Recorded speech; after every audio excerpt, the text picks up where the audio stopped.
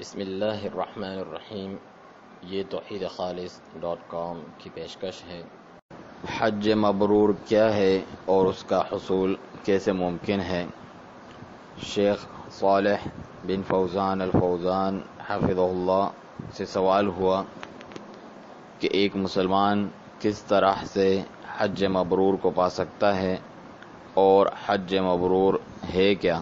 شیخ صالح الفوزان حفظ اللہ جواب دیتے ہیں کہ رسول اللہ صلی اللہ علیہ وسلم نے فرمایا، الحج المبرور لیس له جزاء الا الجنہ۔ یہ صحیح بخاری اور مسلم کی روایت ہے کہ حج مبرور کی جزا سوائے جنت کے کچھ نہیں، اور حج مبرور یہ ہے کہ جو مشروع مسنون طریقے سے ادا کیا جائے اور اللہ تعالیٰ کے لیے خالص ہو، جیسا کہ اللہ تعالیٰ کا فرمان ہے سورۃ البقرہ میں، وَأَتِمُّ الْحَجَّ وَالْعُمْرَةَ لِلَّهِ، اور حج اور عمرے کو اللہ تعالیٰ کے لیے پورا کرو۔ وَأَتِمُّ الْحَجَّ وَالْعُمْرَةَ یعنی حج اور عمرے کے مناسک پورے کرو، اور للہ یعنی اللہ تعالیٰ کو توحید و عبادت میں اکیلا جانو، اور حاجی کی نیت خالص اللہ تعالیٰ کی رضا ہو، نہ دنیا کو چاہنا ہو، نہ ہی دکھلاوا یا ریاکاری ہو، اور وہ صرف اور صرف اللہ تعالیٰ کی رضا کے لیے ہو۔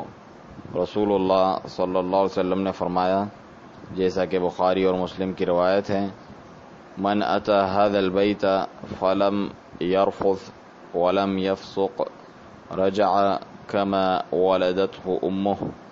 جو اس گھر بیت اللہ آیا حج کے لیے، نہ اس نے شہوانی باتیں کی اور نہ گناہ جیسے گالم گلوچ جھگڑا یہ بھی نہ کیا، تو وہ ایسے لوٹتا ہے جیسا کہ اس کی ماں نے اسے جنا ہو۔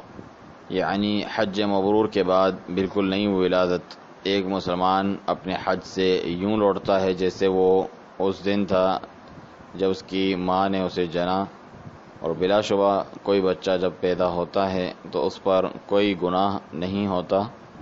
اسی طرح سے حاجی جب اس حج پر آتا ہے اور بھلائی کے ساتھ اپنے حج کو مبرور بناتا ہے، نہ شہوانی بات کرتا ہے نہ گناہ، تو بے شک وہ ایسے لوٹتا ہے جیسے جس دن اس کی ماں نے اسے جنا تھا۔ پس یہ ایک مسلمان